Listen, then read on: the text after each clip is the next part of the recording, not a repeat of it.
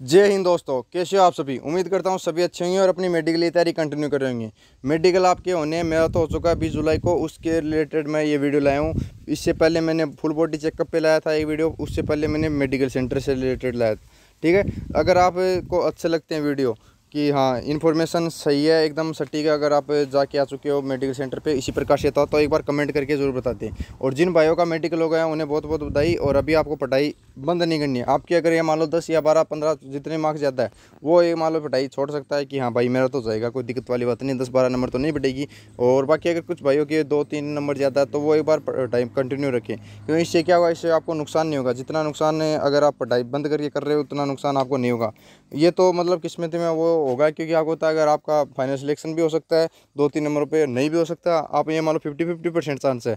और जिस प्रकार से मेडिकल में बाहर हो रहे हैं भाई, तो उस प्रकार से तो कट ऑफ इतनी नहीं जानी चाहिए। बाकी अगर जो जाएगी उस हिसाब से स्वीकार करना पड़ेगा। ये भी सच है कि जितनी वैकेंसी है उतनी बनी जानी है। एक्स्ट्रा तो कोई मतलब कैंडिडेट है नहीं जो ज्वाइन कर लेगा। तो ये है कि कुछ भाई रह जाएंगे तो दुख तो होता है, कुछ अनफिट हो जाते हैं उसमें भी होता है, कुछ मतलब फाइनल में रह जाते हैं उसमें भी होता है। ये वही फील कर सकता है जो कभी इस परिस्थिति से गुजरा है। मैं खुद 2021 की भर्ती में फाइनल में कुछ पॉइंटों से रहा था, पूरी भर्ती कंप्लीट की थी, हर पड़ाव पार किए थे आराम से, कोई दिक्कत वाली बात नहीं है। अभी भी मान लो सारे पड़ाव पार कर लिए, बस एक फाइनल कट ऑफ की है।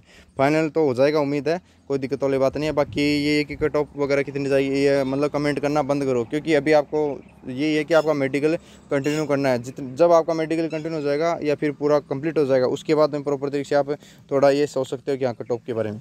अब बात करते हैं जोधपुर मेडिकल सेंटर में। जोधपुर मेडिकल सेंटर में मैं कहाँ रुका था, रहने की क्या व्यवस्था है, खाने की क्या व्यवस्था है, किस प्रकार से, और मतलब जो डिटेल है कि आने जाने की क्या व्यवस्था, मैं किस प्रकार से कहता हूँ। मैं झुंझुनू से बिलोंग करता हूँ, झुंझुनू टीम नाम से मना जो कि यूट्यूब चैनल है और टेलीग्राम ग्रुप भी झुंझुनू टीम नाम से है। दोनों में आप ये मान लो ज्वाइन हो सकते हो, कोई दिक्कत वाली बात नहीं। इन्फॉर्मेशन आपको प्रॉपर तरीके से एकदम सटीक तरीके से मिलती रहेगी। अब मैं झुंझुनू से बात बता देता हूँ आपको। ये मान लो कि 7:30, एक तो नोट कर लेना आप, 7:30, एक 8:10, ठीक है, और एक 9 बजे ये बसें जाती है, रोडवेज बसें। ठीक है, प्राइवेट आप कंफर्म कर लेना, प्राइवेट तो जाती रहती है, जयपुर से होके जाती है और सीधी जोधपुर के लिए भी जाती है। प्राइवेट का कोई इतना इशू नहीं है, अगर प्राइवेट स्लीपर में जाना चाहो तो कोई दिक्कत वाली बात नहीं है। अगर आप ये मान लो कि रोडवेज में जाना चाहते हो, रोडवेज में किराया बिल्कुल फ्री है। हम खुद गए थे, 4 कैंडिडेट गए थे एक साथ। ये 8-10 वाली बस है, रोडवेज बस। ये झुंझुनू से चली थी, मुकुरगढ़ मंडी होके, नौलगढ़ से होके, और सिक्कर से नागौर, और फिर अपना जोधपुर, इस प्रकार से गई थी। अगर इसी रूट में कोई भाई आ रहा है तो आराम से जा सकता है। और टाइमिंग इस प्रकार से नोट कर लेना, क्योंकि 8-10 पे झुंझुनू से निकली है तो आपको पता है सिक्कर 1-1.5 घंटे बाद में पूछेगी। तो ये मान लो कि इस प्रकार से जोड़ते रहना। और ये जो अपने बीच में आते हैं डिपो, रोडवेज डिपो, वहाँ पे रुकती है, तो ये है कि वहाँ पे एक बार कंफर्म कर लेना अगर आपका रूट है या नहीं। ये तो बता दी मैंने। और ज़्यादा बता देता हूँ मैं कि 7:30 में अगर वाली बस में जाना चाहो तो आराम से जा सकते हो, 9 वाली में भी जा सकते हो, लेकिन सबसे बेस्ट रहेगा 8-10 वाली में, क्योंकि 8-10 वाली ये मान लो आपको हमें पहुँचा दिया था 5:30 बजे, 5:30 से पहले पहुंचा दिया था। पहुंचे तब ये मान लो बारिश हो रही थी, थोड़ी देर रुके थे, ये हमारे 5:30 के लगभग पहुंचा दिया था आपको। जो बस डिपो होता है, रोडवेज बस डिपो, ठीक है, और जिसको उस एरिया को मान ले पावटा बोलते हैं। ठीक है, एक बार मैं भी मतलब चौक गया था, ये कौन सा वर्ड है, क्योंकि पहली बार गया था मैं वहाँ जोधपुर में, पावटा नाम है, ठीक है, पावटा ये नाम है, ठीक है। वहाँ एरिया है, उस पर भी रहने की व्यवस्था है, और बाकी उससे पहले भी रहने की व्यवस्था है। मैं कहाँ रुका था, मैं रुका था बाबा रामदेव गेस्ट हाउस। इसकी लोकेशन भी बताऊंगा, इससे मेडिकल सेंटर कितना दूर है ये भी बताऊंगा, यहाँ पे रहने की व्यवस्था क्या है। देखो, मेडिकल सेंटर अगर जोधपुर जा रहे हो तो ये मान लो सजेशन मैं ये करूँगा कि आप मंडोर में रुक जाना, उतर जाना। वहाँ पे मंडोर में जो बाबा रामदेव गेस्ट हाउस है वो चौराहा है उसके जस्ट पास में, तो वहाँ पे रुक जाना। और वहाँ बाबा रामदेव जो गेस्ट हाउस है और आपका मेडिकल सेंटर, उसकी डिस्टेंस आप 2 किलोमीटर से भी कम है, 2 किलोमीटर भी नहीं है। ये मान लो कि आपकी 1600-1700 किलोमीटर नहीं, सॉरी, मीटर के लगभग, 1600-1700 मीटर के लगभग आप पैदल भी जा सकते हो। सुबह की बीपी हाई रहती है तो आप नॉर्मल पैदल जाओगे तो बीपी भी आराम से मेंटेन हो जाएगी और आप टाइम पे पहुँच भी जाओगे। दूसरी रहने की व्यवस्था है आपका किसान भवन है पावटा में, जो कि आपका रोड बस स्टैंड है। वहाँ उतरोगे, वहाँ पे जो चौराहा है उसके पास पूछ लेना किसी भी किसान भवन आपको चौराहे के आसपास ही मिल जाएगा। और जो पुलिया के आसपास मिल जाएगा, आप जाके वहाँ पे रुक सकते हो आराम से, कोई दिक्कत वाली बात नहीं। पर उससे डिस्टेंस थोड़ी ज़्यादा हो जाएगी। उससे मान लो कि जो यहाँ पे बाबा रामदेव गेस्ट हाउस और मेडिकल सेंटर की डिस्टेंस है 2 किलोमीटर, तो वहाँ पे मान लो 5 या 6 किलोमीटर के अलग होगी। मैंने प्रॉपर तरीके से देखा नहीं है, क्योंकि वहाँ पे मैं रुका नहीं था, और भी कैंडिडेट थे जो रुके थे वहाँ पे। मान लो कि किसान भवन में आराम से बहुत सारे कैंडिडेट रुके थे, तो वो आए थे, वो ये मान लो 5-6 किलोमीटर की डिस्टेंस है। तो आपको सुबह सिटी बस या फिर टेम्पो से आना पड़ेगा। पैदल भी आ सकते हो, अगर आप में आधे घंटे चलने की मतलब प्रॉपर तरीके से हिम्मत है तो आराम से आ सकते सकते हो, कोई दिक्कत वाली बात नहीं है। लेकिन अगर सबसे बेस्ट बताऊं तो बाबा रामदेव गेस्ट हाउस है, वहाँ पे रुक जाना। अब आपको करना क्या है, मतलब आपको पता चलेगा कैसे कि ये गेस्ट हाउस यहाँ पे है, बीच में आ गया, उसकी प्रॉपर तरीके से मैं बताऊँगा। मैं यहाँ रुका था बाबा रामदेव गेस्ट हाउस, और बाकी किसान भवन का मुझे इतना पता नहीं क्या क्या पेमेंट है क्या कुछ है, मैंने इतना पता भी नहीं किया, ठीक है। और अगर आप चाहते हो वहाँ रुकना तो मैं प्रॉपर से अलग से वीडियो बना दूंगा उस पर तो। और बाकी ये है कि बाबा रामदेव गेस्ट हाउस में अगर 2 भाई रुक रहे हो, कोई भी 2 जने रुक रहे हो, तो उसका 350 किराया है एक रूम का, नॉर्मल फ़ैन का, ठीक है। अगर आप कूलर लेना चाहो तो ये 500 का हो जाता है, ठीक है। इसी प्रकार से मतलब आपकी प्राइस बढ़ती रहती है। और हम रुके थे 4 जने रुके थे, एक रूम में आराम से रहने की व्यवस्था थी, उसमें 600 किराया लगा था, मतलब हर कैंडिडेट का 150 के लगभग। तो ये है कि वहाँ पे अगर नॉर्मल रूम में रुकना चाहो तो आपका 150 से 200 रुपये का पेमेंट आएगा, कोई दिक्कत वाली बात नहीं है। जहाँ पे आप होटल में अगर 1000-1100 रुपये में रुकते हो, तो यहाँ पे मान लो कि आप आराम से 150-200 रुपये में आराम से रुक सकते हो। अगर आप 4 कैंडिडेट है तो आराम से नॉर्मल रूम मिल जाएगा आपको फैन वाला। अगर कूलर वाला लेना चाहो तो कूलर वाला मिल जाएगा। बाकी वहाँ पे बरसात हुई थी 2 दिन, 19 को भी हुई थी, 20 को भी हुई थी, उसके बाद पता नहीं हुई या नहीं हुई। तो वहाँ पे मतलब ठंड का माहौल है अभी, तो वैसे कूलर वाली कोई परेशानी है। अगर कूलर वाला लोगे तो फालतू में आप मतलब जुकाम वगैरह कर बैठोगे, तो यही है कि आपको मतलब एक बार बच के रहना जब तक आपका मेडिकल वगैरह नहीं मिल जाता, ठीक है। मेडिकल में आपको अगर जुकाम वगैरह हुई तो आपको डीएनएस का पॉइंट मिल सकता है, ये है कि उससे बच के रहना है। तो नॉर्मल मैं तो सजेशन करूँगा नॉर्मल फैन वाला रूम ही ले लेना, सस्ता भी पड़ेगा, आराम से, कोई दिक्कत वाली बात नहीं है। अब बात करते हैं इससे डिस्टेंस क्या है। बाबा रामदेव गेस्ट हाउस से ये मान लो डिस्टेंस 2 किलोमीटर भी नहीं है, ज़्यादातर ये मान लो 1600 के लगभग है, 1600 मीटर भी मान सकते हो आप, 1600 से 1800 मीटर के लगभग दूरी है। जाना कैसे है ये भी बताऊँगा। देखो, अगर आप झुंझुनू से, सीकर से, इस चूरू से इस प्रकार से आ रहे हो, चूरू वालों के लिए बता दें चूरू से ट्रेन जाती है प्रॉपर, उसमें जा सकते हो। और जयपुर वाले बता दें जयपुर से भी प्रॉपर ट्रेन जा सकती है, उसमें जा सकते हो। वो आपको रेलवे स्टेशन पर उतरना पड़ेगा, उससे आप डिस्टेंस मैप वगैरह लगा के टेम्पो वाले से उस प्रकार से पूछ सकते हो। और बाकी ये रास्ता है, इस प्रकार से आप झुंझुनू सीकर वाले इधर से आएंगे, ठीक है, इधर से आएंगे। और ये मतलब ये ब्रिज है, और यहाँ पे बाबा रामदेव गेस्ट हाउस है। आप लोकेशन लगा लेना पहले ही, बाबा रामदेव गेस्ट हाउस, इसका स्क्रीनशॉट ले सकते हो। और बाकी इधर खाने की व्यवस्था है, ठीक है, इधर आपको खाने की व्यवस्था मिल जाएगी आराम से। यहाँ पे मान लो कि रेस्टोरेंट वगैरह प्रॉपर तरीके से है, तो आराम से मान लो बढ़िया जैसे घर का खाना होता है उसी प्रकार से आपको मिल जाएगा, कोई दिक्कत वाली बात नहीं। बाकी आप इधर आओगे, ये चौराहा है बीच में जहाँ पे मतलब फुहारा लगा है पानी का, और उसमें मतलब पानी आता रहता है, ठीक है। और इसमें ये मान लो इधर जाओगे तो ये बीएसएफ कैंप है, इसका प्रॉपर तरीके बताऊंगा। और ये नाम है गेस्ट हाउस से बाबा रामदेव गेस्ट हाउस, इस प्रकार से। ये थोड़ा मतलब जो मेन रोड है चौराहा है उसके जस्ट पास में आप पूछ लेना, वहाँ पे बोर्ड भी लगा होगा बाबा रामदेव गेस्ट हाउस है, तो उस के अकॉर्डिंग पूछ के चले जाना।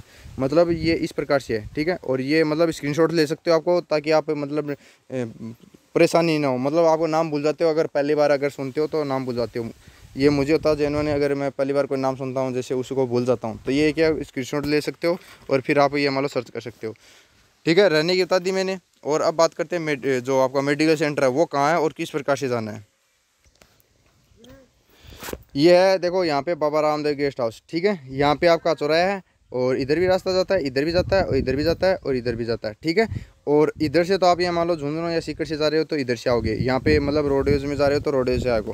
पहले ये मान लो कि ये लोकेशन लगा लेना, बाबा रामदेव गेस्ट हाउस, ये मान लो कि पावटा से 6-7 किलोमीटर उधर ही रह जाता है।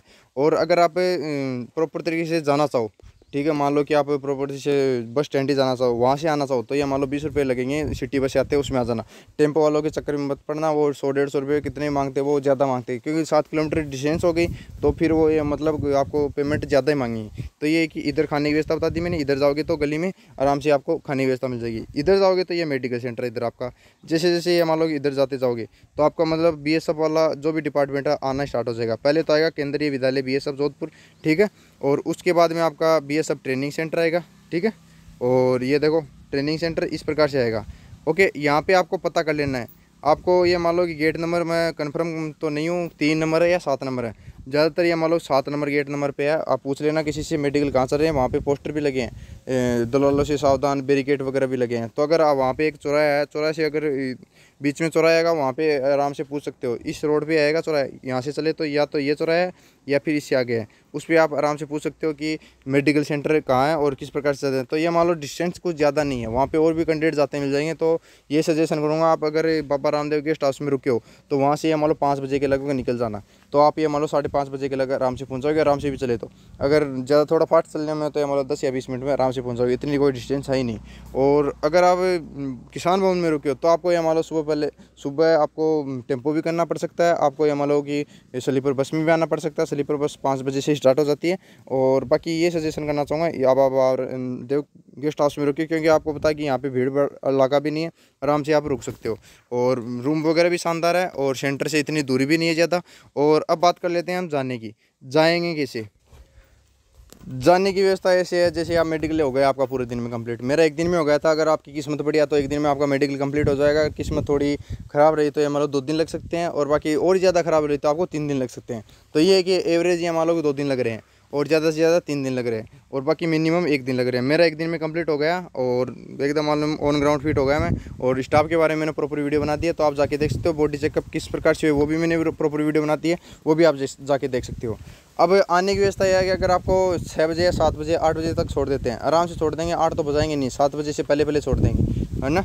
तो ये है कि अगर आपको वहाँ से छोड़ दिया जाता है तो आप वहाँ से मान लो कि आपको सिटी बस वगैरह मिल जाएंगी, आपको पावटा छोड़ देंगे, 20 रुपये लेंगे, पावटा छोड़ देंगे। पावटा से मान लो कि जो रोडवेज बस से भी आती है, रोडवेज बस से तो हमारा थोड़ी लास्ट को मैं थोड़ा लेट पहुंचा तो बता किया था 9 बजे है स्लीपर, जो सीकर से होते हुए झुंझुनू आती है। तो उसमें तो मतलब किराया लगेगा आपको, फ्री नहीं है, फ्री तो आते टाइम है फ्री। और बाकी सुबह भी आती है, अगर आपको रुकना चाहो रात को तो सुबह 7:30 या 7 बजे के लगभग वहाँ से चलती है, और फिर आपको शाम को झुंझुनू से छोड़ देती है, झुंझुनू में छोड़ देती है। तो आने की व्यवस्था प्रॉपर तरीके से। मैं कैसे आया था, मैं ऐसे आया था कि वहाँ पे मान लो ये तो स्लीपर थी रोडवेज, तो वहाँ पे पेमेंट लगना था और वैसे भी पेमेंट लगना था, और रोडवेज और सरकारी थी नहीं। तो ये है कि मैं 600 रुपये लगे थे मेरे, एक सीट थी स्लीपर बसें होती हैं उनमें आया था। ये मान लो वहाँ से 11:30 बजे के लगभग चंद्रा ट्रेवलर्स नाम से एक वहाँ पे दुकान है, ठीक है, पावर टाइम जो चौराहा है उसके आसपास में मिल जाएगी आपको। और बहुत सारी जैसे कि जैन ट्रेवलर्स से और भी बहुत सारी वहाँ पे दुकानें मिलेंगी, ठीक है, उसमें आप पता कर लेना आने की व्यवस्था अगर आप स्लीपर में आना चाहो, ठीक है। तो वहाँ पे 600 रुपये लगे थे एक सीट के, आराम से मतलब सो के आराम से आ सकते हो। सुबह ये शाम को वहाँ से चली थी 11:30 बजे के लगभग, 10:45 के लगभग वहाँ से चली थी। सुबह 6 बजे आपको मुझे झुंझुनू छोड़ दिया था। तो ये कि आने की व्यवस्था भी प्रॉपर थी, जाने की व्यवस्था भी प्रॉपर थी। अब बात कर लेते हैं कि जो ट्रेन से जाना चाहिए, जो भाई ट्रेन से जाना चाहिए, ट्रेन से जो भाई जाना चाहिए उनके लिए है कि जो जयपुर के लिए ट्रेन आती है, झुंझुनू से सीकर से ट्रेन तो जाती नहीं है, बाकी चूरू से ट्रेन जाती है और आती भी है। और वो जो लुहारू वाली ट्रेन आती है, आप समझ गए लुहारू वाली कौन सी ट्रेन की बात कर रहा हूँ, आप सर्च कर लेना है फिर। वेयर इज़ माई ट्रेन जो ऐप है रेलवे का, उसमें मतलब अपडेट रहता है कौन सी ट्रेन किस प्रकार से कहाँ जाती है, तो उसमें आप देख सकते हो। वो डाउनलोड करके रखोगे तो उससे आपको मतलब ऑफलाइन भी है वो ऑनलाइन भी है, तो उसमें कोई दिक्कत नहीं होगी। तो आप ट्रेन में आ सकते हो प्रॉपर तरीके से। 8 बजे के लगभग ट्रेन आती है, और जो आती है अपनी जो लोहारू से होके आती है उसमें आ सकते हो। बाकी आपका प्रॉपर तरीके से जो जयपुर ट्रेन आती है जोधपुर से, और बाकी जयपुर से अगर आप कहीं और जाना चाहो तो उसके लिए भी आपको प्रॉपर से देख लेना ट्रेन कहाँ से क्या है, उतना पता नहीं है। बाकी मैं ये प्रेफर करूँगा आप जाते टाइम तो रोडवेज में चले जाना, आते टाइम में प्रॉपर से स्लीपर में आ जाना, ये बेस्ट रहेगा, क्योंकि जल्दी पहुँच जाओगे आते टाइम। और फिर जाते टाइम तो आपको पता है कि रोडवेज में कितना टाइम लगता है, उतना लगेगा। और बाकी अगर ट्रेन में जाना चाहो, ट्रेन जाती है चूरू से, और फिर उसमें रूट देख लेना, वेयर इज़ माई ट्रेन है, जो कि आप डाउनलोड कर सकते हो, ठीक है। ये अपडेट हो गई। अगर आपको और भी कोई डाउट है रहने खाने पीने की व्यवस्था से रिलेटेड, खाने पीने की व्यवस्था मैंने बता दी, वहाँ पे रेस्टोरेंट है प्रॉपर्टी से, उसमें आप खाना खा के आ सकते हो, कोई दिक्कत वाली बात नहीं है। ऐसी कुछ नहीं है कि आपको खाने पीने की व्यवस्था नहीं मिलेगी, ठीक है। आपको पता शहर है, शहर में आराम से मिल जाती है। और कोई डाउट आपका तो आप कमेंट करके बता सकते हैं, उस पर प्रॉपर वीडियो मैं बना दूंगा। ये वीडियो प्रॉपर से इसलिए बनी थी, मैं बनाना तो नहीं चाहता था, लेकिन इस पर बनी थी कि कुछ भाई कमेंट कर रहे थे कि जाने की व्यवस्था, आने की व्यवस्था किस प्रकार से, आप एक बार बता दो किस प्रकार से गए थे, किस प्रकार से आए थे, तो मैंने प्रॉपर वीडियो बना दी है। और इस प्रकार से आप जुड़े रहें, इसी प्रकार से सपोर्ट करते हैं। आपको मतलब कुछ इन्फॉर्मेशन मिली है तो आप भी मतलब थोड़ा साथ दें, जिससे क्या होगा हमें भी कुछ मोटिवेशन मिलेगा, हम भी थोड़ा ग्रो करेंगे, ठीक है। धन्यवाद।